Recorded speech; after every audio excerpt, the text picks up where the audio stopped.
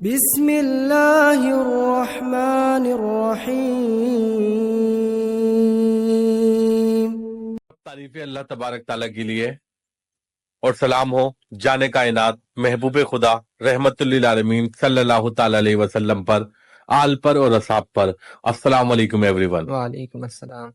मतीन भाई, गुस्सा क्या है, इसके साइड इफेक्ट और इसके क्या नुकसानात हैं, और इसको इस्लाम और साइंस से जानने की कोशिश करेंगे और ये भी जानेंगे कि इसको किस तरीके से कंट्रोल कर सकते हैं जी इस्लाम और साइंस के अकॉर्डिंग।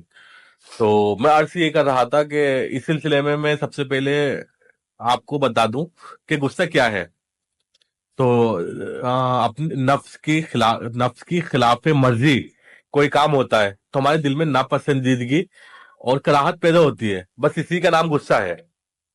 और गुस्सा बेइख्तियार है, कोई इख्तियार नहीं है। किसी गुस्सा एकदम से आ जाता है, अचानक से जब नापसंदीदगी पैदा होगी तो गुस्सा एकदम से आ जाएगा। जी जी तो अजीम भाई, बेइख्तियार है। जी बिल्कुल तो ठीक है कि गुस्सा बेइख्तियार है, इसमें आपकी कोई पकड़ नहीं होगी।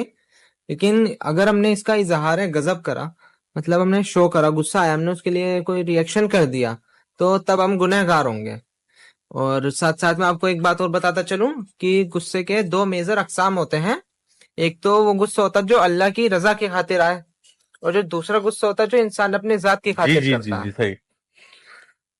तो मैं आज कर रहा था कि गुस्सा, रसूलुल्लाह सल्लल्लाहु अलैहि वसल्लम ने फरमाया कि ईमान को गुस्सा ऐसे खाता है जैसे एलवा शहद को।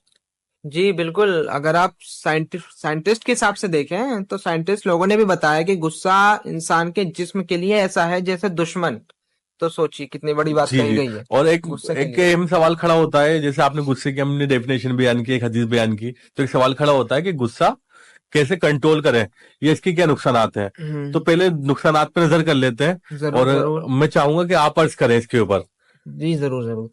अगर आप साइंस के हिसाब से देखें नुकसानात इसके, तो इसके बहुत काफी सारे हैं। अगर मैं बताना चलूं तो जैसे कि हाई ब्लड प्रेशर होना, नींद की कमी होना, एंजाइटी, डिप्रेशन हो गया, तो उसके बाद काफी अलग अलग बीमारियां जो हो सकती है। ये जी तो जी मैंने सिर्फ चंद नाम बताए हैं, लेकिन काफी सारे हैं जिनकी वजह से इंसान की जी जी। बीमारी हो कुल सकती मिला के है। मतलब ये बात है कि ये इंसान का दुश्मन है, बेशक जिस्म का बेशक, जी बिल्कुल बिल्कुल दुश्मन है। बिल्कुल। तो अच्छा, कंट्रोल कैसे कर सकते हैं गुस्से को, मैं इस पे थोड़ा आज करना जी चाहता हूँ। जरूर फरमाइए। तो बहुत सारे रीजन, मतलब बहुत सारी चीजें दिखाई हैं इसकी माहिरीन ने कि जिससे गुस्सा कंट्रोल हो सकता है।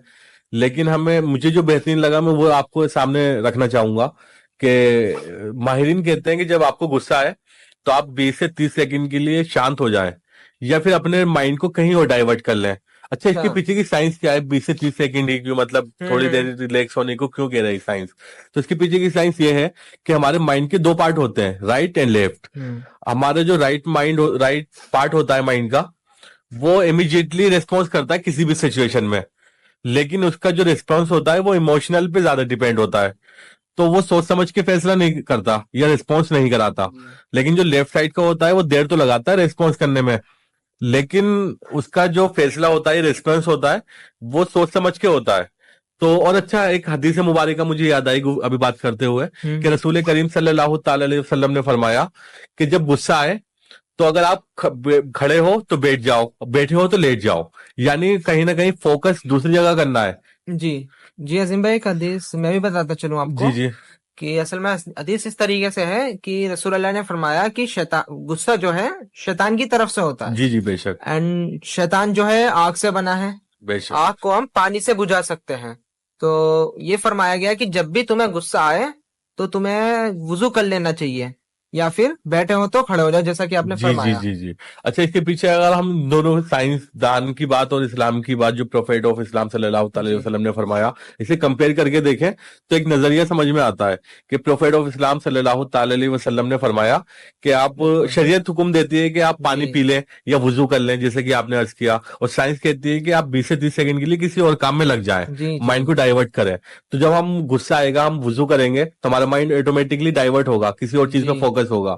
तो बहुत बेहतरीन। और रसूलुल्लाह सल्लल्लाहु अलैहि वसल्लम के हर हुक्म, हर कौल और हर फेल में हिकमत छुपी है। बेशक बेशक, सही फरमाया आपने। जी। तो मैं समझता हूँ कि